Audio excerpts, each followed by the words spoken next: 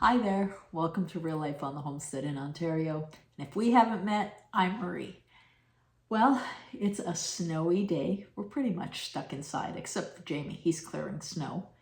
But I've got lots to do in here, so no issue, no waste of time for me. I think I'm gonna make a really comforting meal for dinner tonight. I'm gonna do some rabbit stew and mashed potatoes. Here's the plot twist. I'm going to be making carnivore mashed potatoes. And at this point, I will actually split and make two videos out of this. One of them is going to be for my rabbit stew recipe. It can be carnivore, completely leaving out the seasonings and tomatoes. However, for everybody else, or if you can tolerate a bit of tomato and you're doing the carnivore-ish trend, this is a great comforting recipe. Old time favorite for my family. It's Portuguese heritage, and I love it. I just absolutely love a rabbit stew. And I'm going to be doing carnivore mashed potatoes. And I've had so many requests for the carnivore mashed potatoes. I did get this off YouTube. I've seen a few different people doing it. I'm pretty sure the original recipe was developed by Chris Cooking Nashville. You can look him up on YouTube. He's fabulous. He's got a lot of ideas. But as always, I tweak things to my own liking. Things like using egg white powder is an extra that a lot of people don't have at home, and I'm going to skip that. I know he did a 2.0 version of his recipe where he doesn't use the egg white powder, but I also do a few tweaks with the cheeses and variations, and I'd like to share that with you. So you can look up his original recipe, Chris Cooking Nashville. I will post the ingredients in the description box, and it's really, you need to follow the recipe because there's a few things that you must do to have success. So again, there's going to be two videos, one for the rabbit stew, one for the mashed potatoes, both with the same start. Now to get my rabbit stew started, I have some rabbit meat from the rabbits that we raised on our homestead. So there is nothing preserving this. I just froze them in my shrink wrap bags, which I get from Berry Hill. And I will link them in my description box. In Ontario, fabulous place to get homesteading items. So I am going to put my rabbit in here. I have portioned out my rabbit.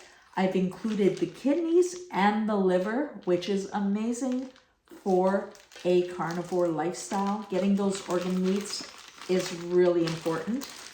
And I'm just going to break this up. Like I said, I've portioned it out. So, and look at this. This is a beautiful liver. If you're afraid of organ meats, I tell you, you're missing out. But I'll tell you also that rabbit liver is my very favorite of all the livers.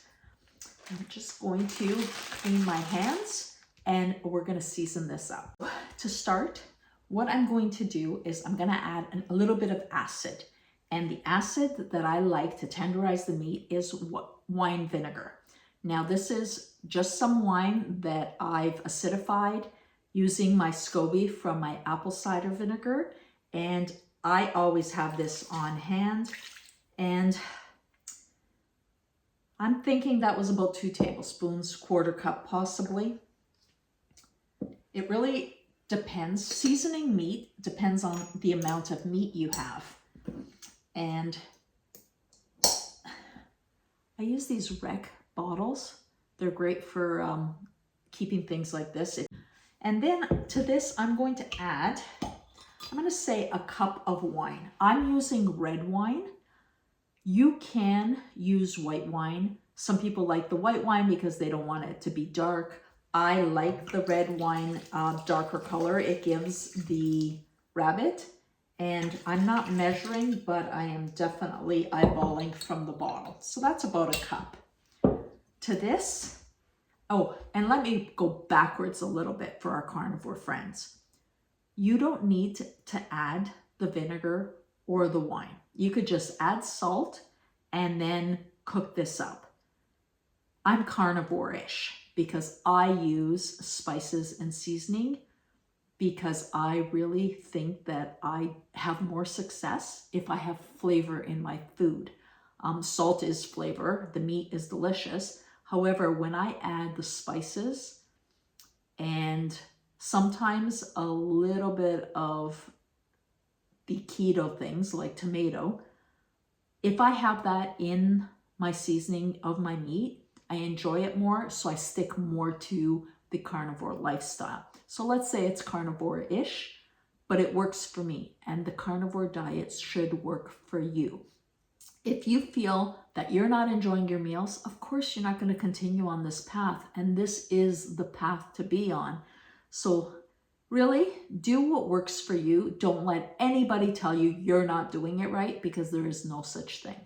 What you're going to do is eat the best way you can and do what you need to do so that you're sticking to the lifestyle. Adding seasonings isn't going to add you sugar or carbs. So as long as your body can tolerate it, go for it. So if you wanted to, you could just do salt. I am doing my seasoning. So I have my wine vinegar, I have my wine.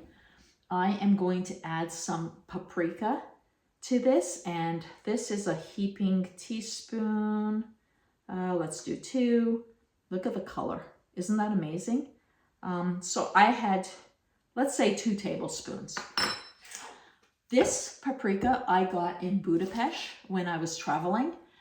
It is the best Hungarian paprika. It's delicious. When I go back, I'm definitely bringing some more home, but any sweet paprika will work. Spanish paprika, Hungarian paprika, whatever works. Then salt to taste. I like to salt a little bit heavier, especially since I got on the carnivore diet. I find that salting my food keeps my electrolytes in balance. So I am gonna say, for this amount of rabbit, which was about 3 pounds, I put in 3 tablespoons of salt. I use pink Himalayan. You can use Redmond's real salt. You can use Celtic salt. Use whatever you like and whatever works for you, but stay away from that iodized, over-processed white table salt that you get in the grocery store. And then I like to use black pepper. I know a lot of people can't tolerate it. If you can't, don't use it. That was about a good teaspoon. I've gone to my laurel tree and got some bay leaves. These smell so good, but I find they flavor the food better if you cut them. So I've got 3 bay leaves in here. And then I'm going to be adding some of my garlic that we grew on the homestead. Again, you could use garlic powder. I can use garlic powder, but when I'm seasoning meat, I like to have the fresh garlic in there. So I've just peeled the garlic and I'm just gonna slice it up, thin slices, so that pretty much it's mixed in all over the marinade. The pepper's really tickling my nose.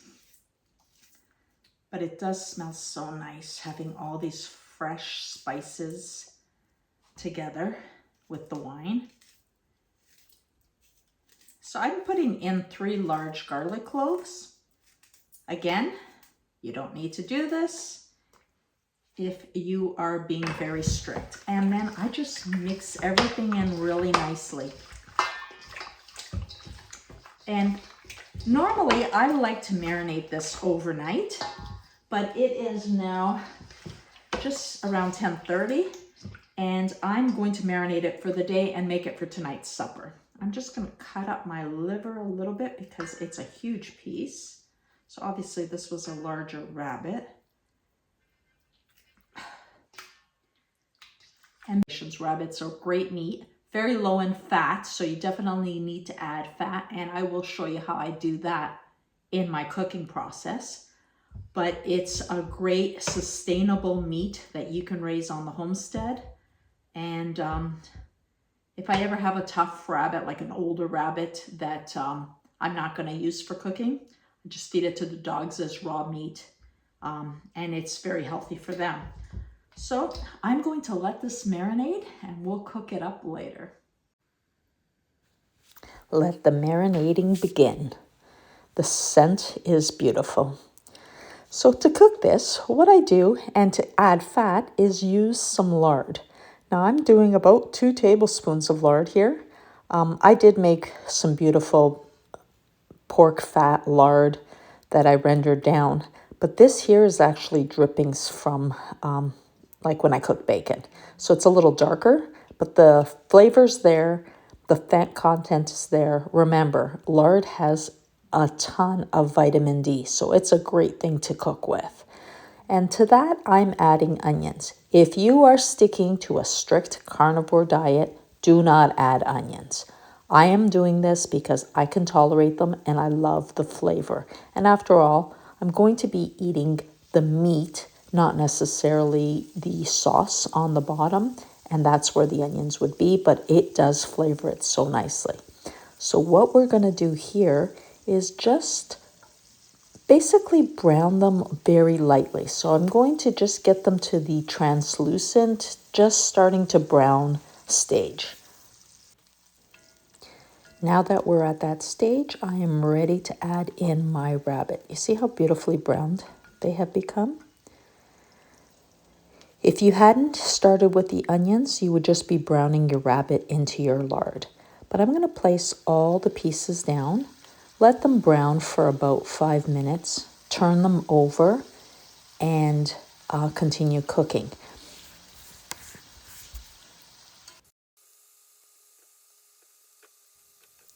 When I put all the pieces in, I make sure that I'm going to brown without the lid on.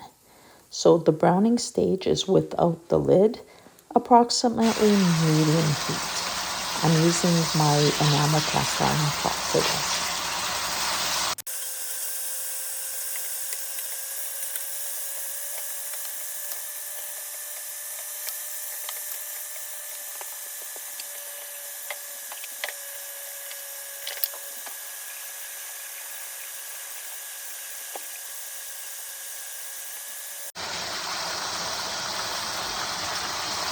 And now that we've pretty much browned the meat on both sides, what I'm going to do is extract the juices from the meat on their own.